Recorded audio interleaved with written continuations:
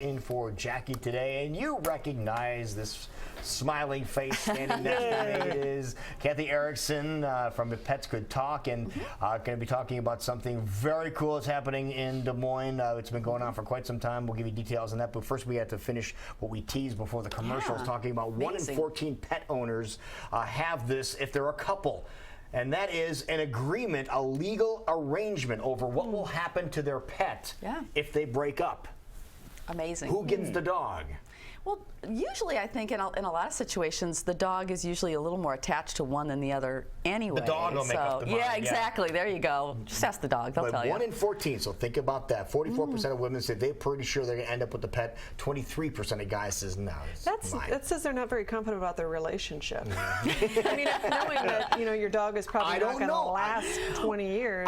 Then why do people do prenuptial agreements then? Because they're not confident that it's going to work? Yes. Maybe. Yeah. The answer is no. It's just a precaution.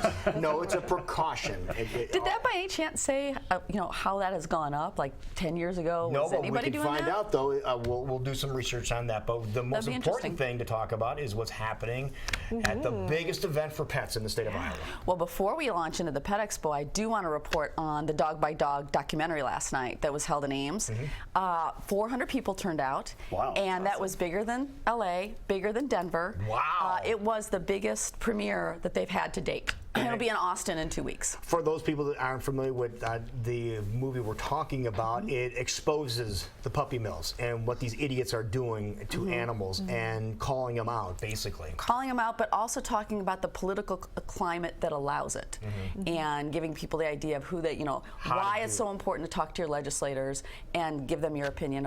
And it focused a lot of national legislators that are totally anti-puppy mill, but there's a little bit of problem with the Ag Committee. So there's some work to be done. And what we can do about it. Do you think that was the most surprising part of the film? I think the most surprising part of the film was learning about what happened in Missouri when the people of Missouri voted for Proposition B, which called for more regulation of the puppy mills, and the Missouri legislation overturned the people's vote. That was the most surprising thing about the film. Yeah, I knew that it happened. I didn't know how that it happened. It explains it. This film will probably be out either on HBO or Netflix within the next 6 months. Right now it's doing regional premieres, but when it comes out, I'll let everybody know. Yeah, definitely. So the problem specifically is that ag interest and not certainly not bad people, but they just don't want this legislation to affect how they do things on the farm. When you dig down on this, I think the best way that I can sum it up, and others might sum it up differently, but the ag side sees it as a slippery slope. And there's, and in a lot of ways you can't blame them, because there's been some things that have happened with some groups, in there finding the worst of the worst and saying this is how farmers behave. Well, that's not how farmers behave. Right. But when they see legislation come in for companion animals, they just feel that, they have to protect themselves because they're next.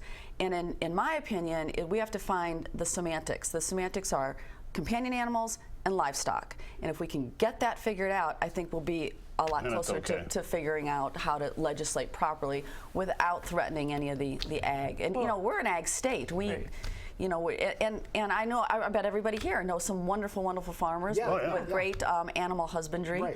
And we just have to get a big space between the two. So there's livestock and there's companion animals. Correct. And companion animals have a pretty cool expo coming up. They do have a pretty cool expo coming up in October, the third weekend in October. We have the Great Iowa Pet Expo will return to Des Moines. This is the big one, folks. This is the big one. This is the biggest pet event in Iowa. And what we have coming up, we've got Groomer Palooza. Last year we added that, and it's the only grooming contest in the state. That's Super Dog. That's Hydro. That's Canines in the Clouds. My friend Jonathan is going to return. Actually, he's never been to Iowa. He did our Kansas City Expo. He's got wonderful stunt dogs. Where's the trampoline? No trampoline. No trampoline. These dogs have springs in their legs, but they do all kinds of stunts. They're wonderfully trained animals. We've got Eric and Angeline, and this is a deaf cattle dog that responds to 46 different hand signals. And it's a great story of how he adopted this dog, how he had to learn to train this dog. And Eric and Angeline go around and they meet with a lot of the deaf community.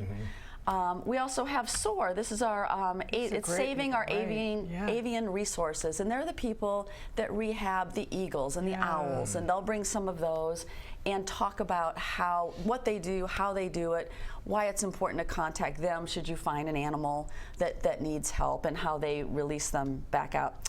I don't know if any of you know Gene Hamilton. He's a local caricature artist. That's a caricature of Rudy, Tessa, my assistant's little long-haired dachshund. And Gene is going to be on hand. He's going to be doing some caricatures. That's actually a caricature of my Packer pup, Sammy. He's going to be on hand. He won't be there all the time. So I highly recommend people check the website, find out what time these groups will be there. We have Canine Good Citizen awards, so you can come to the expo, bring your dog, take a quick refresher class, you get your dog ready for its training and its testing, and then get your Canine Good Citizen, which is often a first step to therapy dogs. So if you want your dog to be a therapy dog, or just to have wonderful manners. Therapy dog. Joel Silverman is joining us. I'll tell you what about Joel Silverman. Joel you're going to see a lot of him this summer. He is one of the faces of the new Chase campaign. It's called the Masters campaign. It's Serena Williams, the Rockettes, one of the top fencers, Olympian fencers, and Joel. And Joel has a wonderful commercial. It's starting to run on cable. We're going to see it more on network. It's just amazing to watch what he does with dogs. He was here 4 or 5 years ago. But now he's been identified as one of the top trainers in the country, and he's going to come and he's going to bring his dog Duchess, which is featured in the commercial, and help everybody understand a little bit more about their dogs and how to train. And Joel's book is called What Color Is Your Dog? He doesn't think all dogs need to be trained the same. So, you know, if your dog is a hyper pointer like mine, that dog falls in the red category. But if you've got a quiet basset or something like that, maybe we train these dogs a little bit differently, and Joel will explain that when he's there. Plus we'll have over 100 booths, lots of adoptions. So we've got a lot going on, plenty to buy, plenty to see. Then we have our really fun contests, which I'll be back to talk more about this. Okay. But our Leave It and our Ultimate Stay are always the really fun contests, and it doesn't cost anything to enter, but you can win $100 if your dog is the last dog in the arena. Last dog standing. The last dog or sitting. Their hand on the car. Like pardon? Not not quite like hand on the car, but you know, $100 a car. Yeah. We're not up to the car yet, but we're getting there. Okay. So we have a lot going on. And a lot of fun. That's coming up when? The weekend of October 18th. So always the third weekend in October, the Iowa State Fairgrounds in the Varied Industries building. Ooh. We used to be in the 4-H building. Fancy. We've graduated. We're in the big building now, and I think this is our 18th year. That's great. So we've been around a while. So we're having fun. What else do we need to talk about this morning? Well, we've got a few events coming up, and we always talk about 3 events that people want to have fun with their pets. The first one we're talking about is the 7th annual Rough Ride. Amy, of course, she was at the documentary last night. Amy Hines. Amy Hines, right, from A. Hines 57. This is their biggest fundraiser of the year, and it's only $15 for Rough Rider, and that's motorcycles.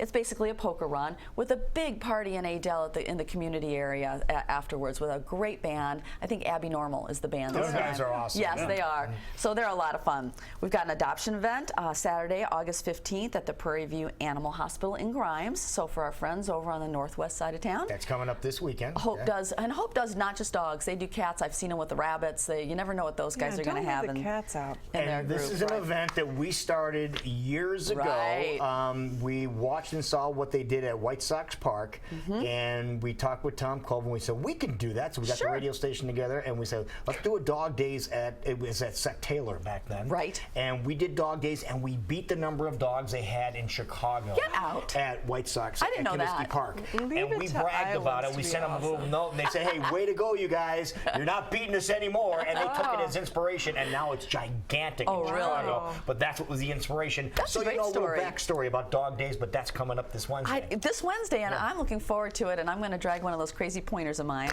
You should be there with your beagle. I don't give people permanent and the ball ear damages. we don't throw out the first pitch. a dog catches the first pitch. Very nice. No kidding. really? Really? Yeah. I didn't know that. That's another little twist on them. I There you didn't go. know that. Well, wonderful. If That'd be people want fun. more information, what can they do? Where can they go? GreatIowaPetExpo.com or MuzzleBump.com. We've always got a lot going on, and we try to keep everybody up to speed. Good job as always. Thank you. Thank you.